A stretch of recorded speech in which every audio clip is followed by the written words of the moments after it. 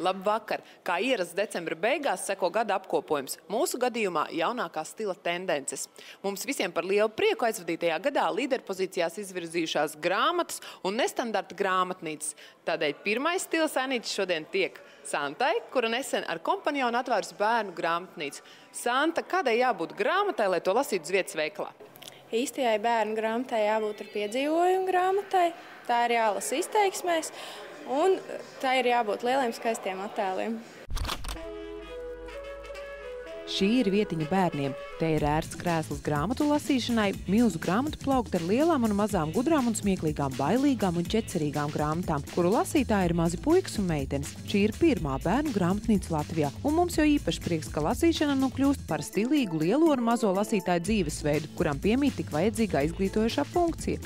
Pieaugušiem lasītājiem šajā rudenī tika atvērta grāmatnīca Lasītava Satorija, kurā ir jaunas un lietotas grāmatas, kā arī iespēja tikt pie lasāmvielas bez maksas. Savukārt Mākslinieku savienības drūmais nams nesen padarīts košāks ar arhitektūras dizaina un interjeru lietu grāmatnīcu Lukabuka, kurā spicākie Latvijas arhitekti radījuši vidi ar pasaules elpu. Cilvēkiem, kas strādā radošajās industrijās un radošās nodarbēs, viņiem ļoti patīk apmeklēt specializētos veikalus, un Rīgā tāda līdz šim nebija. Spīķero šodien iemājoja kafejnīca Grāmatnīca, kurā vienlaikus var gan našķoties, gan nopirkt labu literatūru. Kopīgi lepojamies, ka nu ir iespēja lasīt stilīgās vietās. Modes sfērā aizvadītā gada stilīgākā tendence – vintāžu veikaliņu un salonu, kuros goda vietā apģērbi ar stāžu. Mūsu stila sainīca vintāžu tirdziņa aizsācēja Agnesei Klēnai. Agnes, kāda būtu tava vintāžu definīcija? Tās ir lietas, kuras raisa labas un mīļas atmiņas, un kuras uzvalkot, tās rada labas emocijas, kuras mūsu laikos tik ļoti pietrūkst.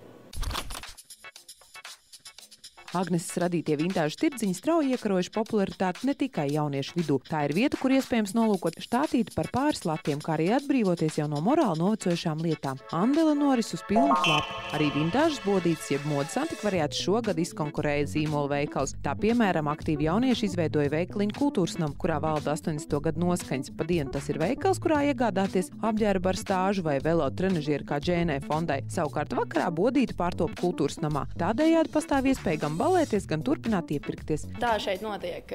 Mums pērk 2 naktī glāzi vīnu un žaketi. Tā ir norma. Vintāžas lietiņas šogad tika piedāvāts arī vispārējai apskatei oriģinālās modes skatēs. Sievišķības esence kleitas tika demonstrēts pat Rīgas ielās. Taču ne visi savus dārgumus grib pārdot, tādēļ vēl šī gada atklājums saloni, kuros modīgas lietiņas var arī īrēt. Secinām, jauna stila tendence netērēt lielas naudas summas par apģērbu, bet gan īpašam notikumam par godu tērpus īrēt, kā arī godājot pagātni, Starmešus posmē izcelt tērpus no vecmāmiņas pūra lādēm.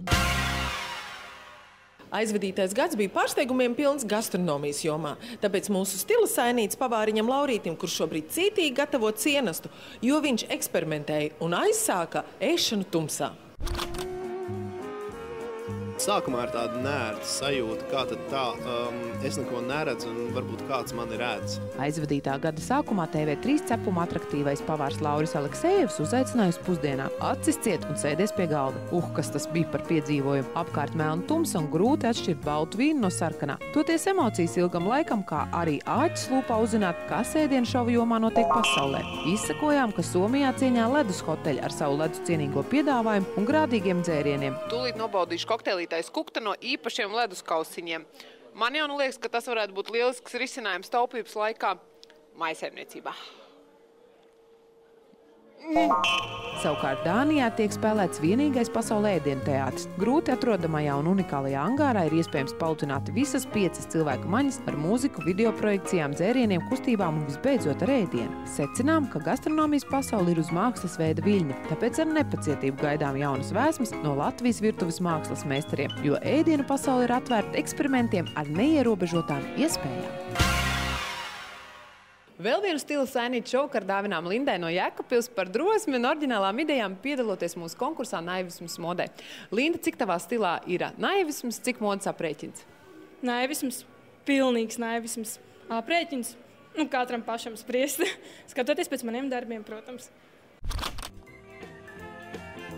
Aizvadītajā gadā notika sprādziens radošajā sfērā. Atcerējāmies, ka, protams, šūt, adīt un tamborēt. Tāpēc tieši laikā norisinājās mūsu organizētais konkurss Naivismas modē. Tajā pieteicās vairāk kā 100 dalībnieku un finālā tika izvirzīti 12 talantīgi ļaudis. Viņu veikums gan adīta kostīmi, gan šūdinātās kleitas, mākslīgās ādas vingrošanas tērpi un daudz kas cits. Darbus vērtēja Latvijā atzīt savu arodu profesionāļi. 300 latu lielā naudas balva tika Jēkabpilietei Lindai, kura sekojot līdz pasaules modes tendencēm otraizējā pārstrāde, radīja tērpu no draugu džemperiem. Tā kā šogad jau īpaši godā celts vislatviskais, tad arī mēs savu 5 gadu jubileju nosvinējām LV stilā, baudot pašmāju labumus, ozolzīļu kafiju, mājas vīnus, gardus pankūks, cepot ābolu maizes un našķojoties ar modes kolekciju no šokolādes. Secinājām, mūsu pusē ļaudis ir talantīgi, radoši un zinoši. Galvenais ir tikai uzdrīkstēties. Tāpēc gan sev, gan citiem vēlam turpināt tāpat un vēl daudz labāk.